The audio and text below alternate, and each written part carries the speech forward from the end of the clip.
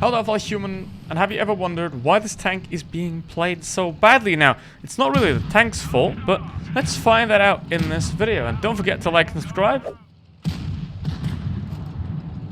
Now let's compare it with other tier 9 autoloaders. The DPM is surprisingly high, but the penetration is not that great, but it's fine. It doesn't have HE rounds, which is really weird. 310 alpha damage is fine for a medium tank of that type, and overall, the accuracy, the aim time, nothing really too bad. It's pretty much on par with that of the prototype and the Batchat, so nothing really much there. 8 degrees of gun depression, and okay-ish mobility. It's not as bad as that of the heavy M5 Yaw, but it's obviously nowhere near that of a standard B.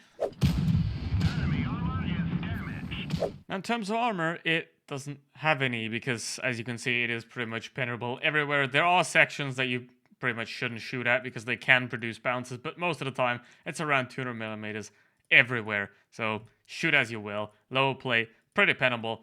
Upper plate, try to avoid it if you can, but with premium ammo you can still go through it anyway. And it has a cupola, but that doesn't really matter because you can pen pretty much the entirety of the turret. Just watch out for the angles because they can sometimes be questionable. Now, let's first go into what's wrong with this tank, and you can already see the stupidity happening almost immediately as it goes right off the beginning. Now, 2 tank destroyers camping in a corner, never really great for your hit points, so already down 1,000 hit points at this point. That's a 1v2 though, Skoda and me against the TFT4. Now, the TFT4, you can't really do much here besides, well, maybe trying to evacuate, but he's obviously not going to do that because that would be the intelligent decision, and that is a Soviet tank, so that doesn't work. Now, is it the tank that's bad? Well, not really. We just had a look at the stats and the armor is really not good at all. But it's fine enough, right? It's okay. Like, you just have to get the right playstyle with this vehicle, and you will be able to pull it off. It's sort of like a slow Skoda. But what is the problem with this vehicle? Now, the main problem, and that's my theory, really could be that the reason why there's so many bad T41 players is because of the T49. Now, normally, to get to this vehicle, you have to go through the T69, which is a very logical predecessor to this vehicle. It makes absolute sense to play that tank before this one. It plays very similar. It's just the same tank on a smaller scale with a bit smaller autoloader. But when you go from the T49, you have a completely different playstyle. You have a run-and-gun, gung-ho, just send it kind of playstyle, and you can't do that with this vehicle. And I think that's where a large portion of the incredibly bad T4E1 players come from playing the T49. Because there's not really any other vehicle this high tier that has such a massive shift in playstyle at the top level than this one. I mean, even if you, let's say, go from RU2F1 to a Leopard PTA, that isn't really that big of a transition. And most vehicles and most tech trees don't have that. The transition is very minimal.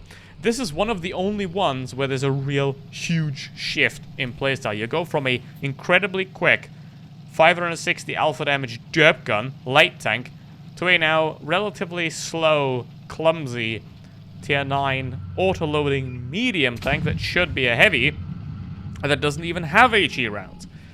So that's where that pretty much comes from. Now, I don't know where it comes from with the T55A, which is the other vehicle at tier 9 that is pretty much, you know, it's going to be played badly in 90% of cases. But it's not the case for the T55A. T55A is just a bad buying decision. But, well, I mean, you know how this is going to end, level 50, so skip that one to the next one. Now, is it the tank? No, it's not. It's not the tank, it's fine. It doesn't have HE rounds, but that's okay.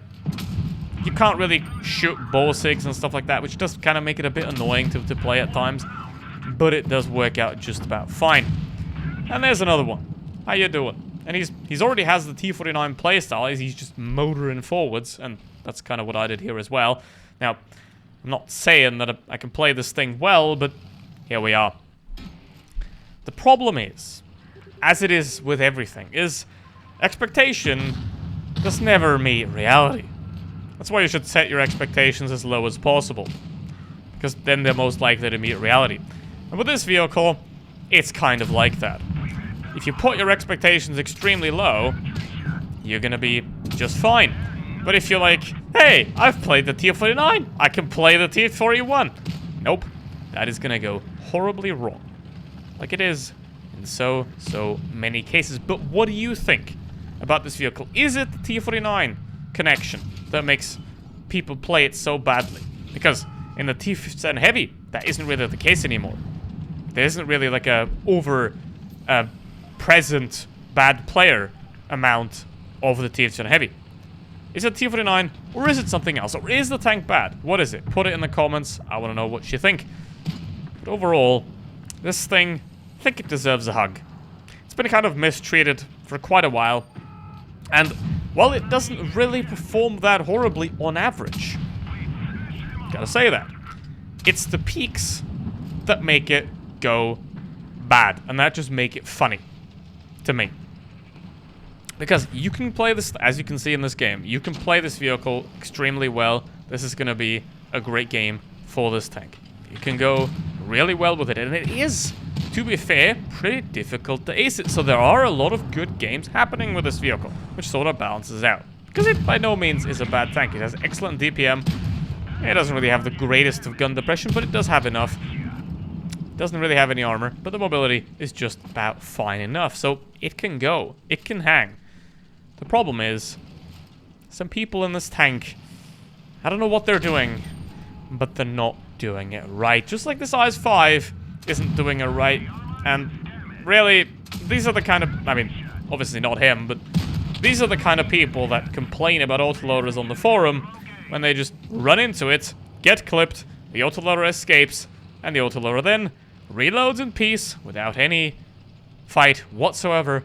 And then, once the reloader has reloaded the reloading, they pop back out and get another dose of ass whooping.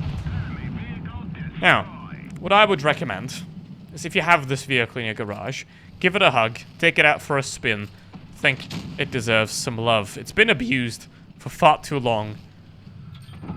And overall, I've got to say, it's not really the greatest tier 9 tank that exists. Tier 9 is a very, well, linear tier. Pretty much everything performs kind of the same. It's not the best tier 9, but it's not too bad either. So take it out for a spin if you haven't already. And if you don't have it, get it to get to the T57 Heavy, because the T57 Heavy is an excellent tier 10 heavy tank. So, thank you for watching. See you next one.